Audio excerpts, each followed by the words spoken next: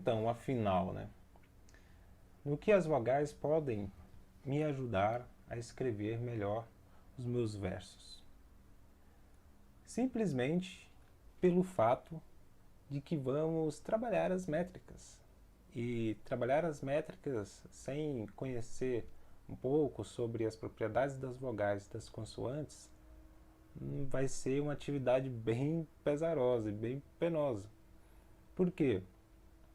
Porque as métricas e a escansão necessitam que haja um trabalho entre consoantes e vogais, e principalmente entre vogais, entre elas.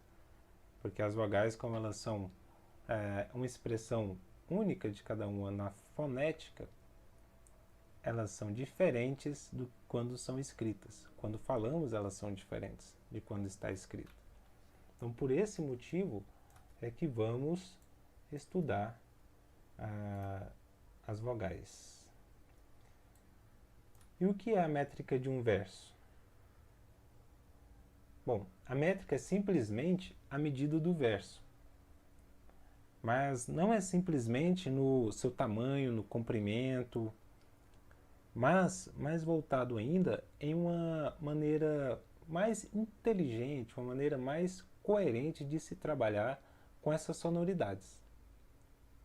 Porque o poema, ele escrito, ele é para ser lido, ele é para ser declamado, mesmo que uma pessoa leia sem falar, né, leia apenas com a mente, ela é uma leitura. E essas sonoridades o nosso cérebro reconhece através dessas sonoridades, mesmo que não seja falando ou que seja ouvindo, mas só lendo.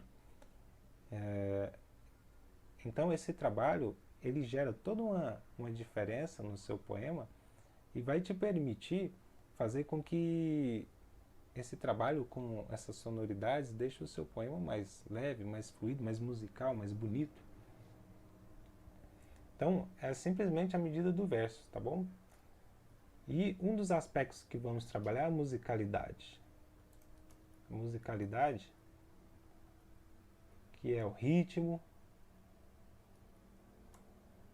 ou seja, o ritmo são demarcações no espaço e no tempo. Falou científico agora, hein?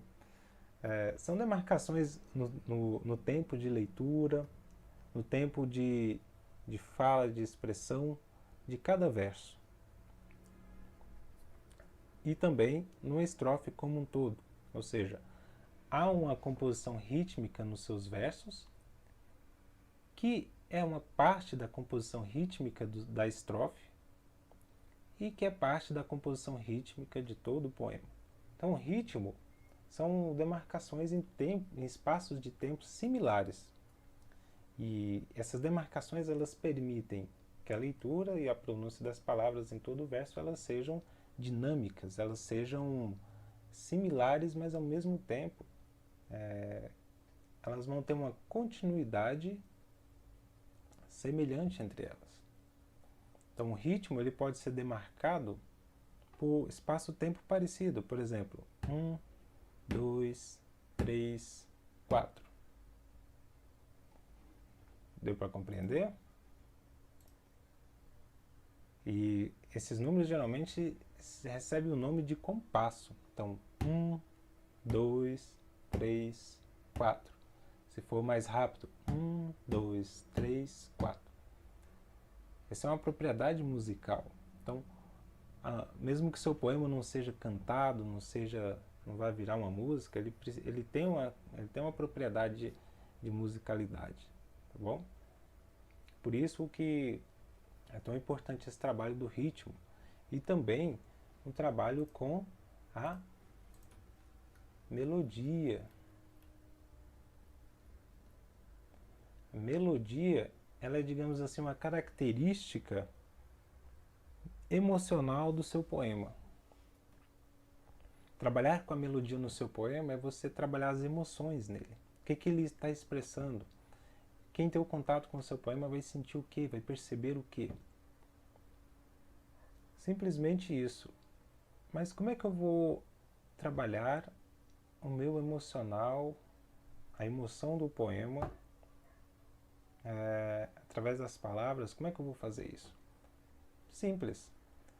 Imagine que você vai fazer um poema falando sobre... Imagine que você é um marinheiro e você já navegou por alguns mares, alguns oceanos do planeta.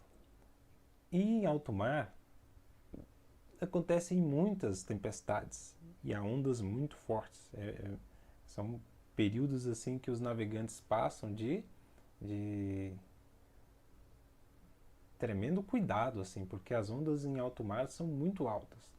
Elas podem afundar o navio se eles não souberem lidar com aquela situação inteira. Porque a vida em alto mar é assim, são cheios de ondas, cheio de tempestades, chuva. E é um trabalho danado aí para os marinheiros e para, enfim, para quem comanda todo o navio para chegar até o destino. Cruzam o planeta, né? Passam dias em alto mar. Então, imagine que você é um marinheiro desses e com essas ondas, essas tempestades, você vai escrever um poema sobre este momento. É um momento de atenção, de estar focado, de apreensão, de um pouco de medo, um pouco de... Enfim, você vai falar sobre esse momento através de um poema. Você precisa buscar passar essa presença emocional daquele momento. Esse é um momento de apreensão, de suspense, de atenção, de estar às vezes perplexo com a situação. O seu poema ele precisa passar isso.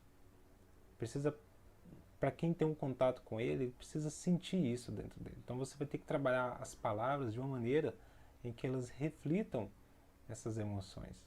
Da mesma maneira, a primavera está chegando, na semana que vem começa a primavera. É um ciclo da natureza em que tudo floresce, sai do inverno, que é quando as plantas estão mais introspectivas, soltam suas folhas, guardam suas energias, para que chegue na primavera elas floresçam com o poder máximo que elas têm. Crescem as folhas verdinhas, as flores nascem, começa a brotar ali os pequenos frutos, para no verão esses frutos serem colhidos. Então, percebe, já a primavera tem essa característica de expansão, de renascer, de colorir, de cores, de alegria, de um convite para ir para fora, sair do inverno, que é aquele momento mais introspectivo, mais para dentro, para algo que agora sai para fora.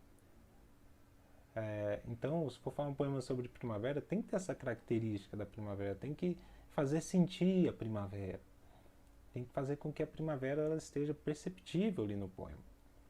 A melodia do poema ela é muito trabalhada como a forma como você expressa as suas emoções no poema.